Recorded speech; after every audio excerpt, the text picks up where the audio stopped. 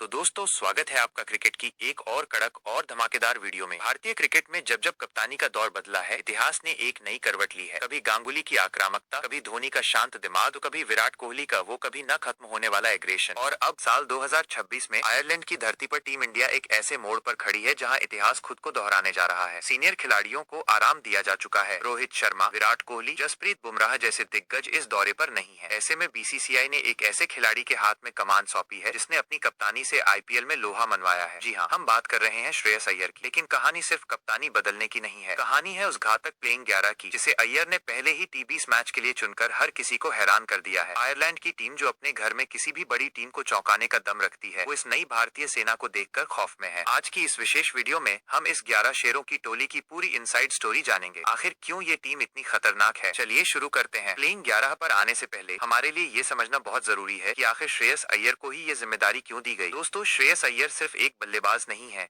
वो एक चतुर रणनीतिकार है। दिल्ली कैपिटल्स को पहली बार फाइनल में ले जाना हो या कोलकाता नाइट राइडर्स को अपनी कप्तानी में चैंपियन बनाना, अय्यर ने साबित किया है कि वो युवाओं से उनका बेस्ट निकालना जानते हैं। इस सीरीज में उनके साथ उप कप्तानी की जिम्मेदारी संभाल रहे हैं तिलक वर्मा। मैनेजमेंट ने साफ संकेत दे दिए हैं कि ये टीम इंडिया के भविष्य की तैयारी है। आयरलैंड का ये दौरा छोटा जरूर है, लेकिन ये उन खिलाड़ियों के लिए अग्नि परीक्षा है जो आने वाले टी20 वर्ल्ड कप के लिए अपनी जगह पक्की करना चाहते हैं। श्रेयस अय्यर जानते हैं कि पहली छाप ही आखिरी छाप होती है और इसीलिए उन्होंने टीम चुनते समय दोस्ती या नाम नहीं बल्कि सिर्फ और सिर्फ मौजूदा फॉर्म को तरजीह दी है। चलिए अब बात करते हैं उस घातक प्लेइंग 11 की जिसकी शुरुआत होती है टॉप ऑर्डर की आंधी से। अय्यर की इस सेना में ओपनिंग की जिम्मेदारी संभाल रहे हैं दो खूंखार खब्बू बल्लेबाज अभिषेक शर्मा और ईशान किशन। अभिषेक शर्मा, जिन्हें देखकर विरोधी गेंदबाजों की लाइन लेंथ बिगड़ जाती है। आईपीएल से लेकर इंटरनेशनल क्रिकेट तक पावर प्ले में उनका स्ट्राइक रेट 170 से ऊपर का रहता है। वो पहली ही गेंद से रिस्क लेने से नहीं डरते और उनका साथ निभाने आ रहे हैं पॉकेट डायनामाइट ईशान किशन। ईशान की टीम इंडिया में वापसी एक बड़े धमाके की तरह है। वो क्रीज पर आते ही मैच का रुख बदलना जानते हैं। ये लेफ्ट लेफ्ट कॉम्बिनेशन आयरलैंड के तेज गेंदबाजों के लिए किसी बुरे सपने से कम नहीं होने वाला। और नंबर 3 पर बल्लेबाजी करने आएंगे केरल के संजू सैमसन। संजू का बल्ला जब चलता है तो शॉट नहीं, शॉट के पीछे की क्लास बोलती है। नंबर 3 पर संजू को पूरी आजादी दी गई है कि वो जाकर मैदान के हर कोने में रन बरसाएं। ये टॉप 3 भारत को एक ऐसा पावर प्ले दे सकता है जिसकी कल्पना आयरलैंड ने भी नहीं की होगी। टॉप ऑर्डर के बाद नंबर आता है उस मिडिल ऑर्डर का जो इस टीम की असली रीढ़ की हड्डी है। नंबर 4 पर खुद कप्तान श्रेयस अय्यर मोर्चा संभालेंगे। अय्यर स्पिन के सबसे बेहतरीन बल्लेबाजों में से एक है और मिडिल ओवर्स में स्ट्राइक रोटेट करने के साथ साथ लंबे छक्के मारने में माहिर है। उनके बाद नंबर 5 पे आएंगे टीम के उप कप्तान तिलक वर्मा। तिलक सिचुएशन के हिसाब से गियर बदलना जानते हैं। वो पारी को संभाल भी सकते हैं और जरूरत पड़ने पर पहली गेंद से हवाई फायर भी कर सकते हैं। लेकिन असली दहशत शुरू होती है नंबर 6 से, जहां खड़े हैं शिवम दुबे। जब दुबे क्रीज पर होते हैं तो स्पिनर्स गेंदबाजी करने से कतराते हैं। उनके खड़े खड़े छक्के मारने की काबिलियत आयरलैंड के छोटे मैदानों पर कहर ढाने वाली है। और उनका साथ देंगे दुनिया के बेहतरीन ऑलराउंडर्स में से एक अक्षर पटेल। अक्षर गेंद से कंजूसी करते हैं और बल्ले से अंत में आकर मैच फिनिश करते हैं। उनके साथ वॉशिंगटन सुंदर भी होंगे